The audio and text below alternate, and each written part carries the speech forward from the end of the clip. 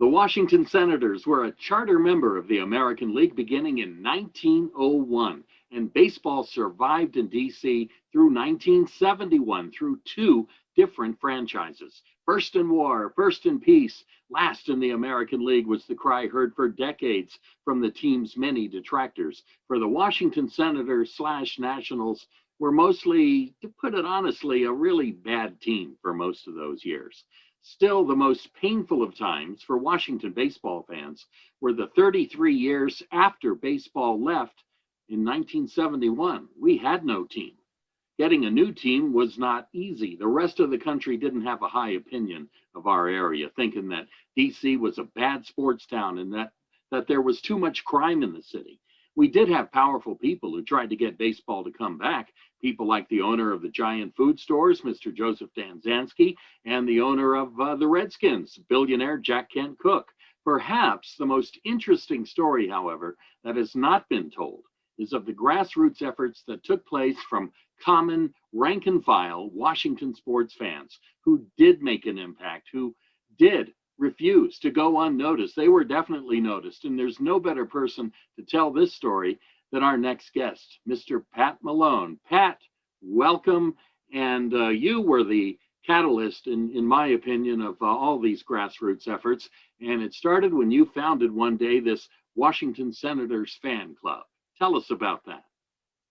Well, Ernie, first of all, thank you so much. And I wanted to share with you that in looking back, it is one of those things for me personally, when I started the Washington Senators fan club was, what can we do as fans, as you mentioned, fans that are in the area at the time, in 1985, by the way,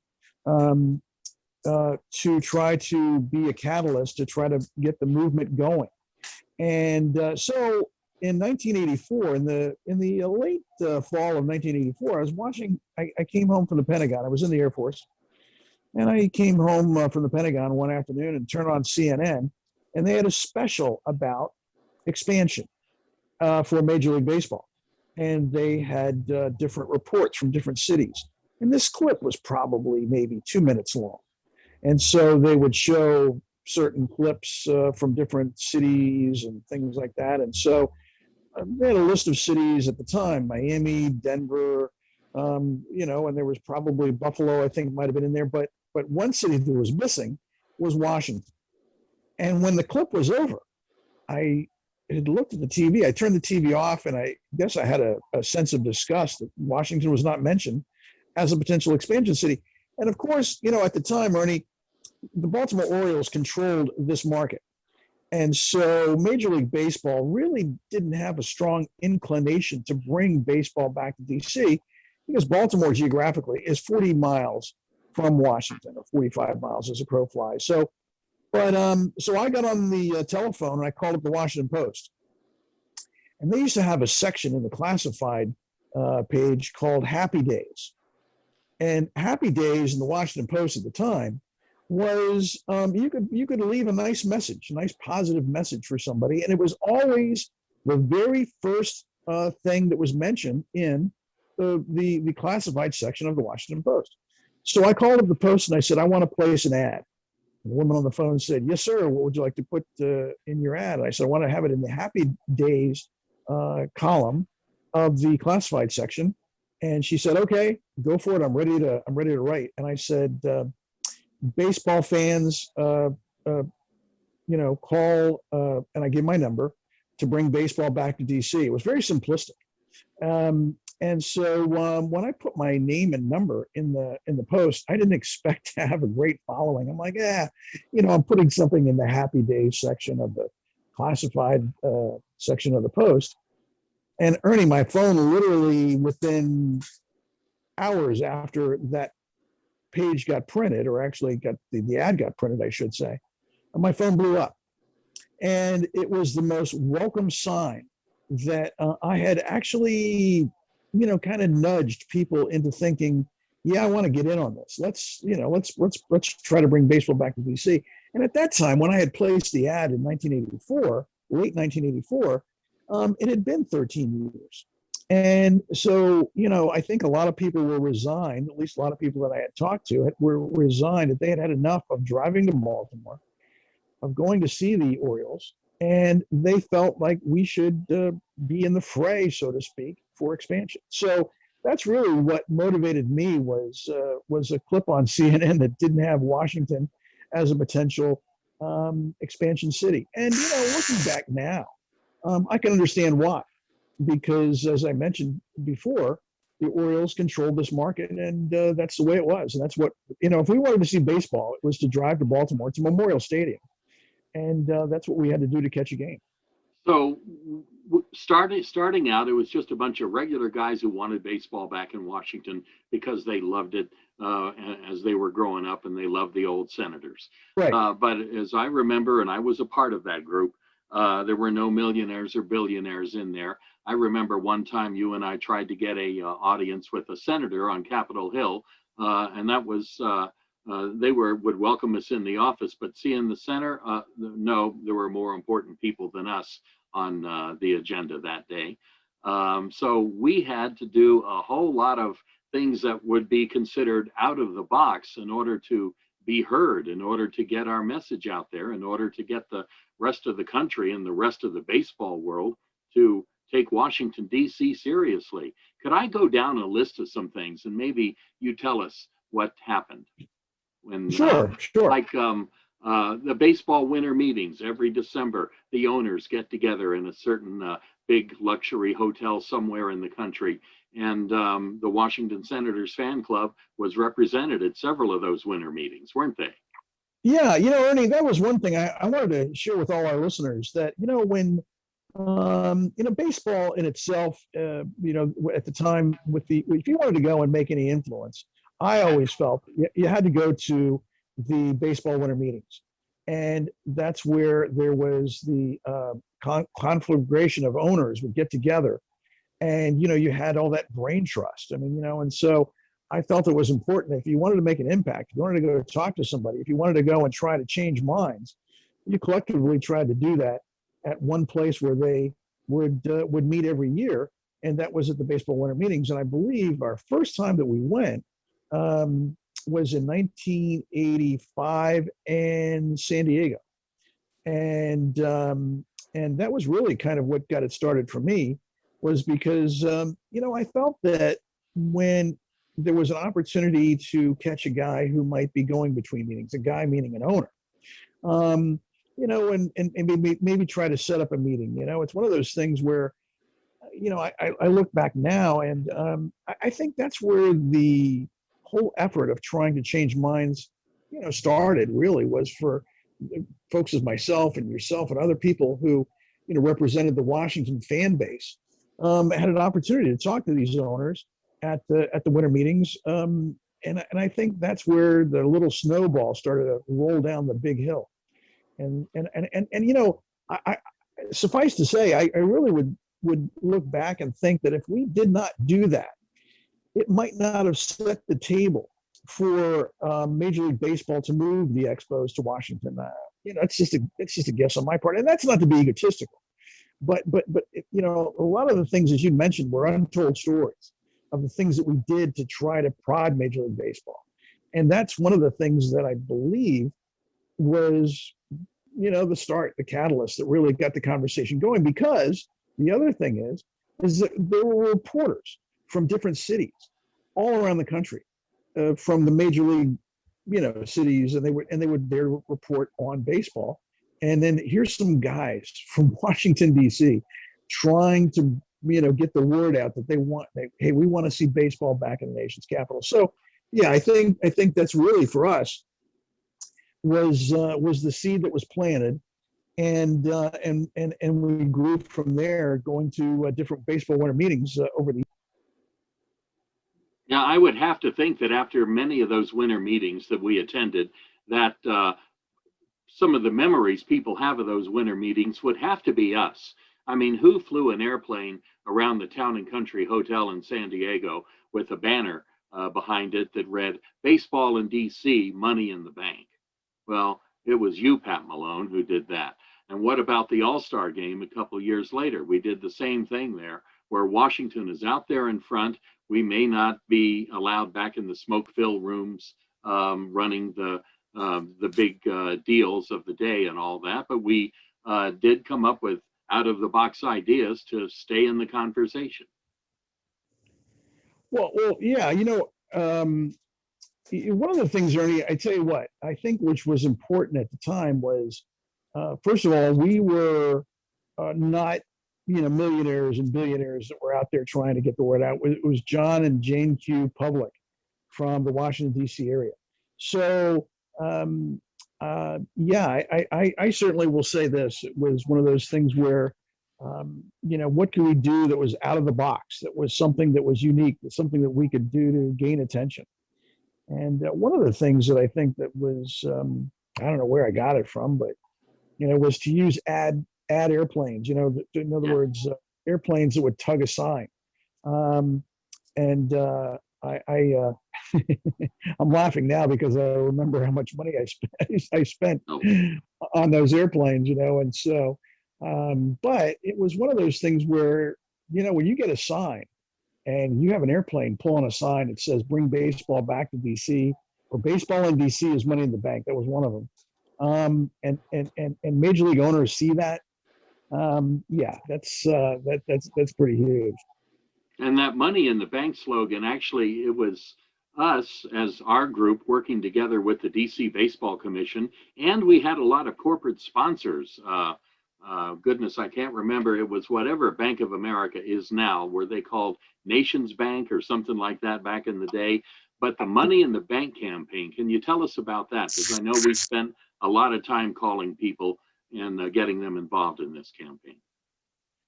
Sure, Ernie. Let me say that at the time when we ran, it was basically the baseball bank campaign was an effort to show Major League Baseball that fans would put up money for season tickets.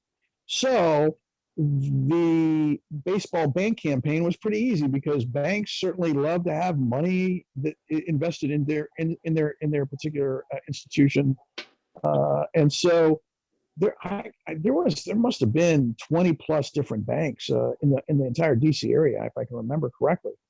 And at the same time, when we did this baseball bank campaign, it was 1986. And at the same time, the whole baseball bank campaign was promoted on Baseball in '87.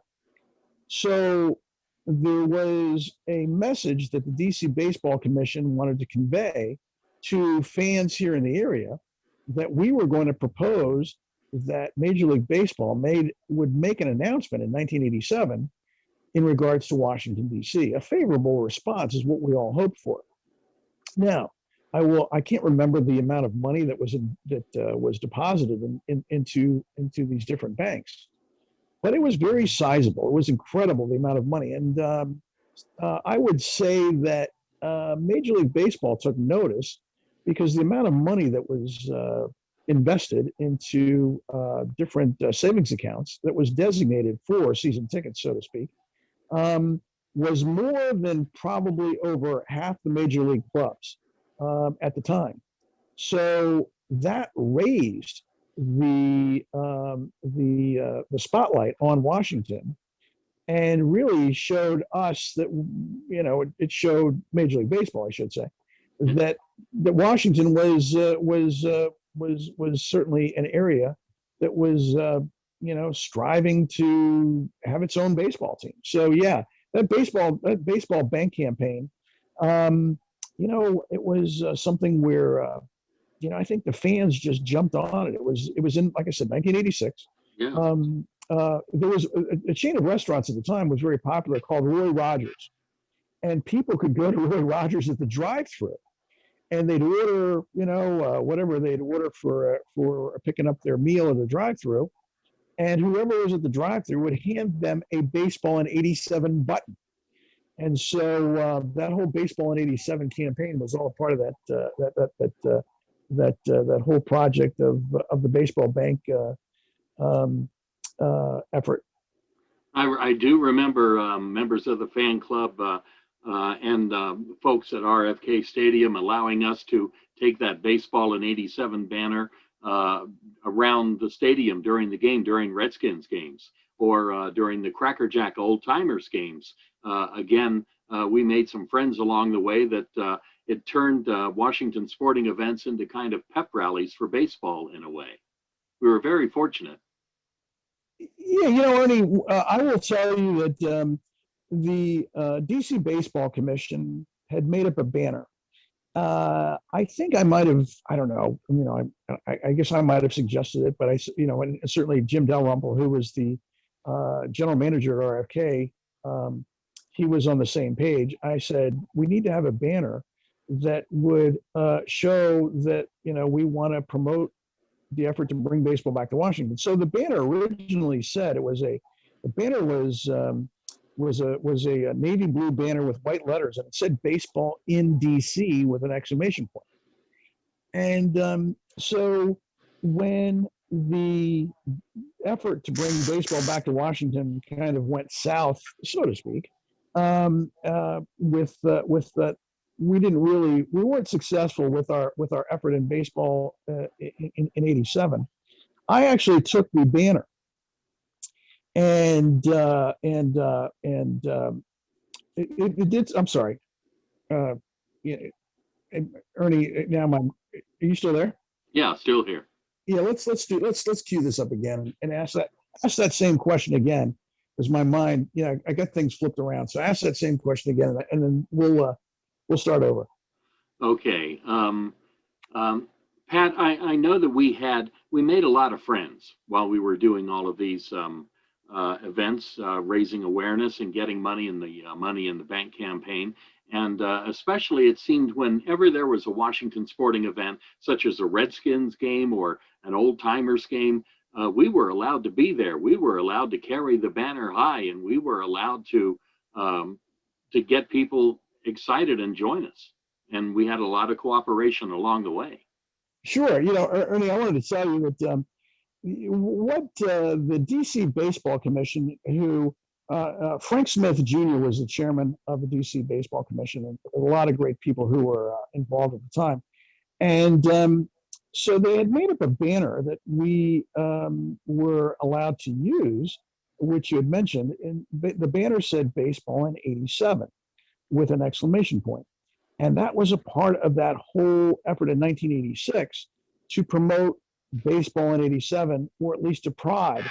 We thought we'd be prodding Major League Baseball into making a decision about Washington in 1987. Well, Major League Baseball at the time was the collection of owners did not want to be prodded. They did not want to be pushed. And so our effort, as great as it was, and as enjoyable as it was, and as fun as it was, it didn't work. And so I took that "Baseball in '87" banner, and I had gone to Heckinger's hardware store at the time, and I grabbed some matching paint. It was a banner that was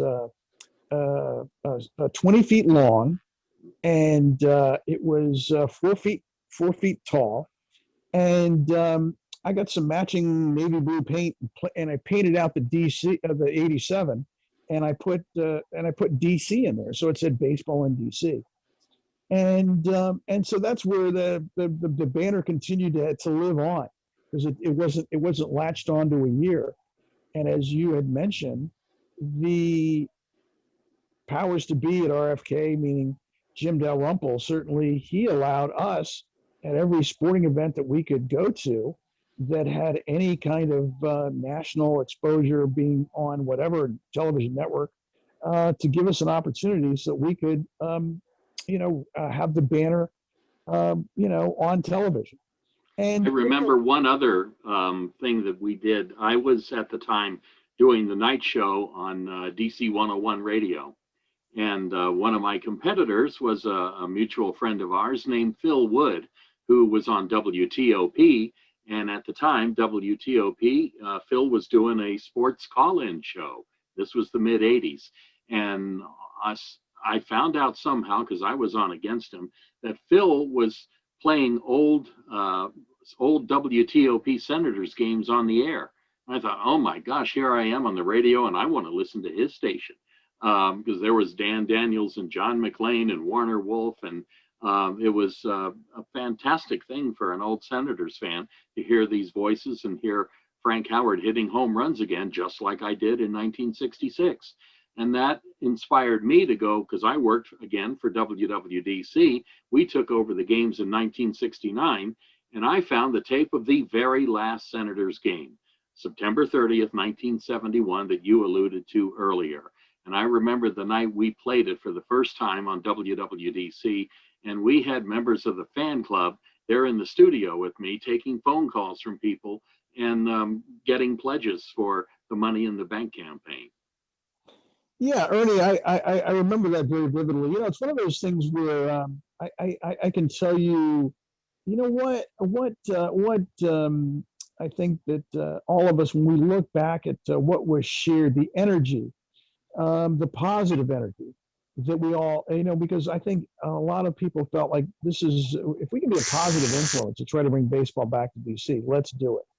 So when we had done, when you had aired that last game, and we had came in and we were taking pledges, like you had mentioned. It was almost like a radiothon, which is pretty much what it was, where we were taking pledges from people and talking to people who wanted to put money in the bank.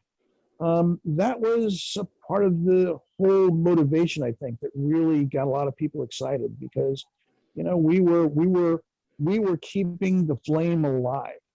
And that's one thing I wanted to share with everybody who's listening, is that it's one thing to kind of work as a group, but collectively there were so many of us in Maryland and in the district and in Northern Virginia who continuously did something to keep that flame alive. That flame meaning the flame of the effort to try to bring baseball back to DC. So certainly when you had found the last game on September 30th, 1971, which was aired on WWDC, it brought, you had the voice of Tony Roberts and Ron Manchin.